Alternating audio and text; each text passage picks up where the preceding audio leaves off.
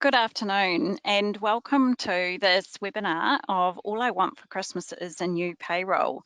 It's lovely to have you with us and we know that it's a busy time of year, so really appreciate your time. I'm Gabriella Barbara and I'm the Gemini Account Director here at Fusion 5. And my name's Charles Bidwell. I'm the Gemini Business Development Manager for Fusion 5. And thanks again for joining, because we do know it's an incredibly busy time of year, so lovely to have you here. So we're going to be approximately 25 minutes, and what we would like to offer, if you would like to, is if you do have any questions as we go through the material, please feel more than free to actually post a question on the web meeting chat or questions box, and if we've got time, we'll certainly attempt to answer those questions. So if you're attending today's web meeting, then you're thinking about replacing your payroll. It might be very early days, and if you're thinking that you might get this in place for next Christmas, you're doing the right thing about starting now. So it's great to have you along. The year certainly goes quickly, so you should have selected something by about the close of the first quarter in the calendar year for 2024 to allow you and your company to effect a great change in one of your most valuable core systems of your business, and that being payroll. Now, that might seem quite a few months before you need to. However, depending on the size and complexity of your business and whether you need to have complementary systems and integrations, this would actually be about right. Now, of course, you don't want to be going live right on Christmas. At Christmas, you want to be celebrating with that little glass of something special for the success of a project well done and the improvements that you've gained with your brand new solution. Like any Christmas gift that you get and that you would like, you really want to get the one that you want. This is one gift that you can't put on Trade Me or eBay. So how do you go about getting that right selection for that right Christmas gift of a new payroll for your organisation? Well, we have a few suggestions. Now, some of those are ours. However, many of these have come from our wonderful customers who've been recently on the journey with us in terms of looking at a new solution. Many organisations, and perhaps some of you which are on the call today, may have been on your payroll solution for 10 years plus. In the past, that average churn we know has been about 12 years. It's quite interesting because one of the things we are seeing a little bit in the market is that people are coming back to market only being on their solutions for about 5 years. So again, it's not something we've necessarily seen so much in the past, but it is happening now. So in the time since you've implemented that solution, be it 10, 12, 5 years ago, your business will have changed, and most certainly in the payroll environment. So in general, when you went to market last time, this time it will be different. And if you're looking to replace your system, you want to approach it differently too. And that's why we've got that wonderful comment there from Albert Einstein, because when you're looking to market this time around, there are different problems and different reasons why you have gone to market, and they will be new ones. So one of the things that we strongly encourage for organisations to not think about doing is just going, the new solution will solve our problems, and picking up your current environment and putting that replicated into a new solution, because all you're going to do is recap the problems that you already had. You're not going to get the benefits of a new system.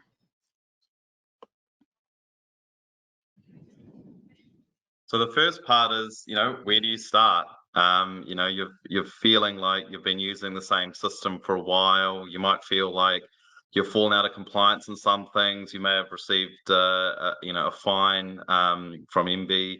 You may be having operational inefficiencies where you feel like you're entering in too much information. I guess that first point is identifying, where are we struggling? What are the hard parts of our operation? Who does this impact? Who's aware of it? Sometimes I talk to payroll teams and they're really, really struggling, but their senior leadership team has no idea. They have no idea that the work that they do in order to remain compliant, and they don't appreciate the risk because they're just not aware of what the processes are. Who do we need to talk to? What vendors do we need to talk to? Do we need to talk to an independent consultant? Who's responsible for this project? Who is it? Senior leadership? Is it the payroll manager? Is it the HR team, P&C? Who is going to run the project? Have you quantified the operational inefficiencies or the pain? Some organizations say, well, when we're spending this much in holidays at compliance remediation, or we know that we have a lot of operational inefficiencies, so we have to hire people and we can't scale. And that will lead to what will the budget look like? And so I think that beginning part, to set it correctly is very, very important. What I would suggest, or what we would suggest, is creating a business case, and in that business case include what your key pain points are, what your strategic drivers are, what operational gains you're trying to get, what strategic gains you're trying to get. Define your key pain points. Make sure senior leadership is aware of what you're doing and what you're struggling with, and then ultimately make a plan of engagement.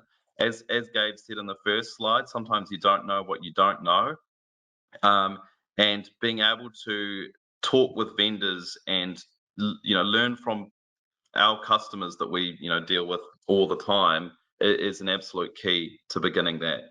So, Gabe, would you mind moving to the next slide? So that leads to the next point. Does size matter? If we're going to start looking, there's three tiers of different business solutions out there. The first is small business solutions, typically 1 to 100 employees. That's what they're suitable for. And then you get the mid-tier, which is a lot of the mid-market and some of the smaller enterprise, which is typically 100 to 1,000. And then you get the top tier, which is the top end of town, and generally 1,000 plus. In New Zealand, we have a lot of that 100 to 1,000 market, and I mean even more under 100. But depending on where you sit will depend on what type of product or service you look at. So, I mean, in the small end of town, you see a lot of really, quite nice looking at-style products, where there's probably more of an emphasis on the look of the technology than the service that's wrapped around it. And as you go up the chain, you start seeing more functional products, with a larger service and expertise wrapping around it.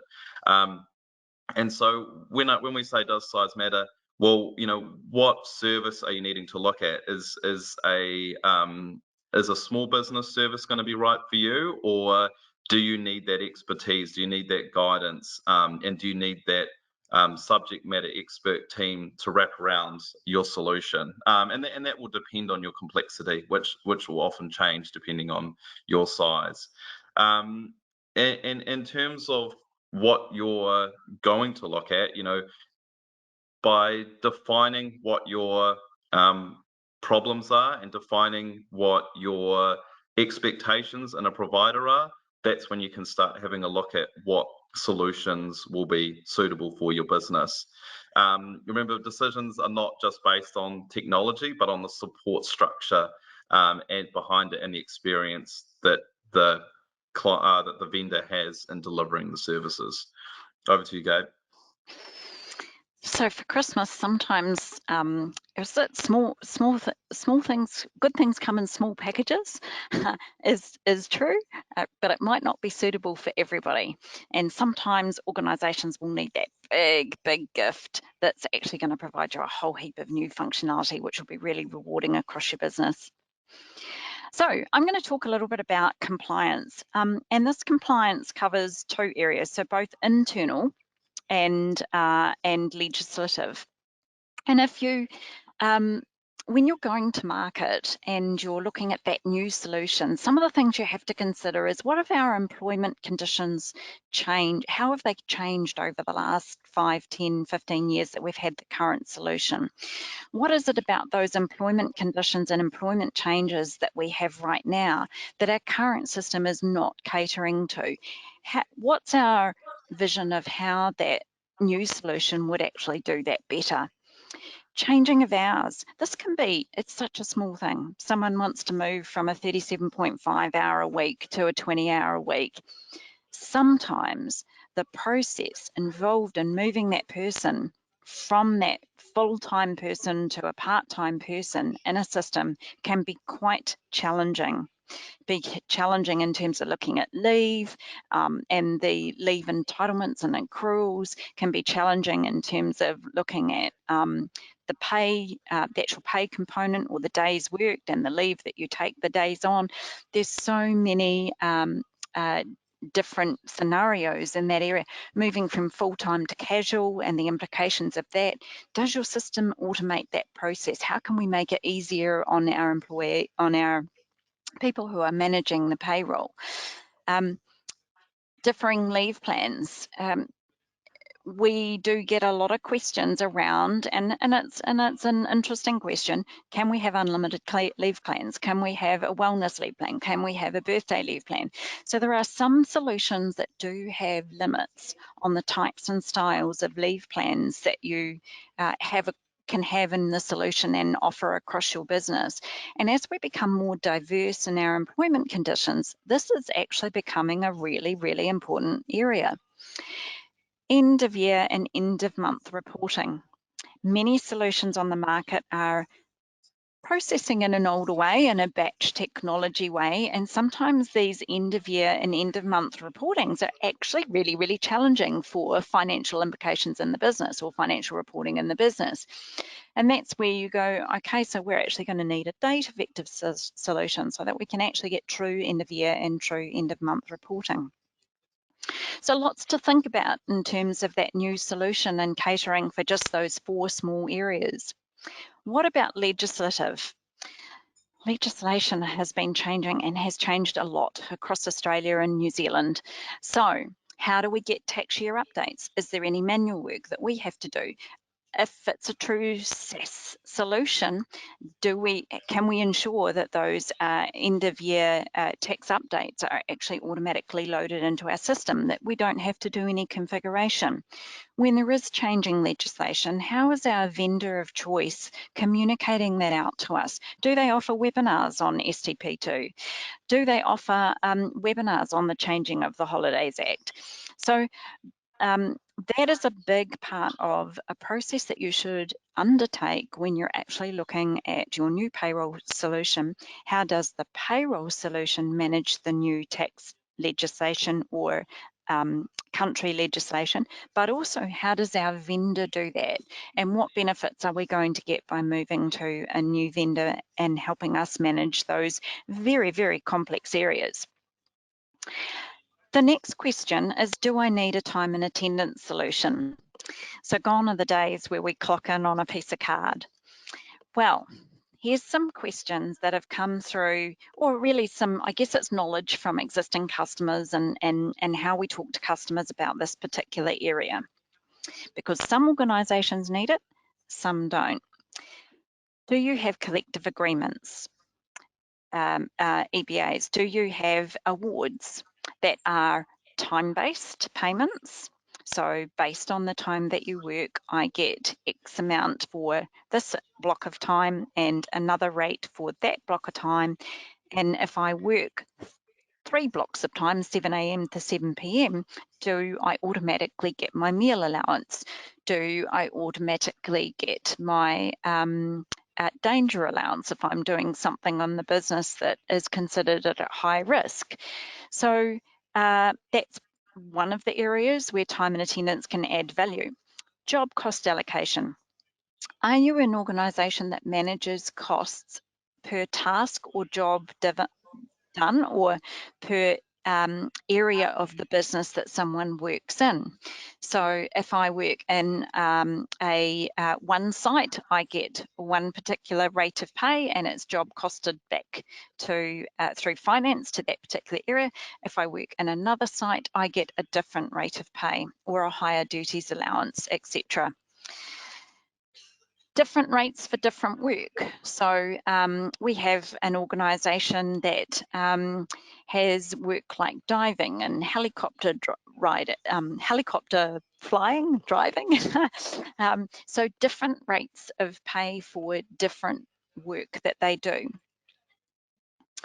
Public holidays, overtime, time and lieu, flexi time, all those things that can actually happen when you're working potentially unplanned time or over public holidays when you will get different rates and perhaps bank flexi time, etc. So again, a lot of organisations are handling that manually through manual interpretation, popping that into the payroll manually.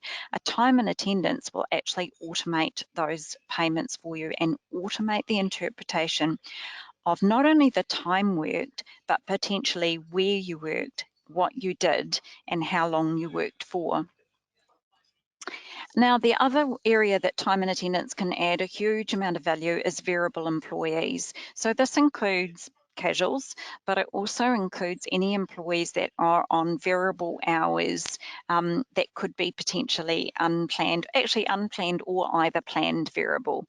So what hours has an employee worked through the day and through the week, and they may all be varied according to those hours. And again, depending on the contract, the award that that person's on, they may get different rates of pay based on that variability. And as I mentioned before, different jobs, different locations, different tasks. Also for variable employees, it gives you the benefit of tracking and auditing. A lot of time and attendance tools will also do geofencing. So an opportunity to see that a person did check in to where they should have checked in to actually do the work they should have done. So there are lots of very, very cool features within time and attendance solutions now that will automate the interpretation of where and how the employee worked. Awesome. So the vendor is friendly. I think, you know, when we put this slide together, we thought that oftentimes when we talk to our customers, sometimes we get an RFP, or you know, they're talking about technology from 20 years ago. So what we think is, you know, we're the people that are in this technology space day to day, and you know, we live and breathe cutting edge HR and payroll technology, and we can actually add a lot of value when it comes to that process and beginning to look at different solutions. So when we say the vendor is friendly, talk to your vendors, talk to your local vendors, see what technology trends are, you know, in the marketplace. I mean, a recent one, and probably one that everyone in this call is aware of, is the coupling of HR processes and payroll processes and time and attendance processes. You know, moving away from siloed systems and moving away from siloed information. But there's, you know, there's a whole lot more a whole lot more trends, and there's a whole lot more insight that your vendor can give you. You know, when it comes to purchasing, what is the right way for your business to purchase? You know, what benefits will you get out of an RFP? You know, sometimes we see people go through a full RFP process, and by the end of it, they still haven't properly articulated, you know, what some of their key areas are, just because they weren't aware that, you know, things could be done in these areas. You know, we have spoken to a recent customer that were just after a very point payroll solution, but there are actually other areas of the business that were far more important than that were being impacted by the payroll, that they didn't realize that could be addressed under one solution. So I mean, my suggestion and our suggestion is, you know, look at talk to your vendors. The vendors want to work with you. They really want to add insight to you. They really want to try and you know, open you up to learning more about what the latest trends in technology are, what the best processes for you to run, and having a look at when you're looking at evaluating different companies and your different solutions, and having a look at what the industry is offering, and basically learning from the vendors and being able to come up with the right solution for your business. In an RFP, which everyone's probably well aware, everyone says they can do it. So what that actually means can be a lot of different things, and being able to, have a look at vendors beforehand and before the RFP can give you a good idea on exactly what, these different parts can mean. Over to you, Gabe. Comes back to you don't know what you don't know. I actually Yeah. saw that on a truck yesterday as I was traveling. It was quite cool. So you've got a payroll project pending, and I guess we've talked a bit about, what is the market offering, what's out there, what are the changes, what are your pain points. It's really, really important to actually take a step back and think of some of those other considerations that are going to measure your success, and they could be business wide. It's really important to be very, very clear with your measures of success and your key business drivers. And look, these are just an example. The reason why it's so important is that this helps both from a board approval perspective, that business case perspective, but also for measuring that ultimate success of when you've delivered your project, you've got it there, it's there in place for your Christmas payroll, you're there having your eggnog and you're celebrating because you actually achieved moving to a true SaaS. You actually achieved because you got there and you're providing really cool analytics to your managers. And these are more simpler measures of success, because obviously payroll is complex, but it just gives something to focus on to go, tick, we did it. When you go to market, you'll see that there's the self-implementation versus the guided implementation. There's two types of implementations that you'll encounter. One of them is really well suited for smaller businesses. It's a quick deploy type implementation, and often it has a really basic requirements gathering process, if at all. Sometimes they just start right off at configuration, and the important part about it is, what is your business requirements, and do you need a partner to help guide you and advise you on your process? So for what we're seeing with the quick deploy is, vendors will supply you with some videos, they might do a little bit of basic testing, and then basically they're trying to just roll out the solution as fast as they can, with at minimal expense to you. So the goal really is, less advisory, more do it yourself, and with the aim of being as cost effective as possible. The other approach is the guided approach. Now, the guided approach, typically there'll be a workshops gathering, environment where they'll go on site and meet with you and get an understanding of your requirements, document what your requirements are, create a solution document so you can they can refer back to those conversations throughout the implementation. The guided implementation will have a project manager, typically working with your organization's project manager and the rest of the team, keeping you up to date with how the project's going, keeping you across different goals and different targets that need to be met. And then importantly, there's the advisory, working with a team that isn't just trying to lift and shift what you have. They're consultatively challenging you and making sure that your new payroll project or your new payroll solution goes as close to best practice as possible. Typically, the data migration project piece will also be a lot more thorough. There'll be a scoping and a validation of data, making sure that information that comes across to the new system is cleansed.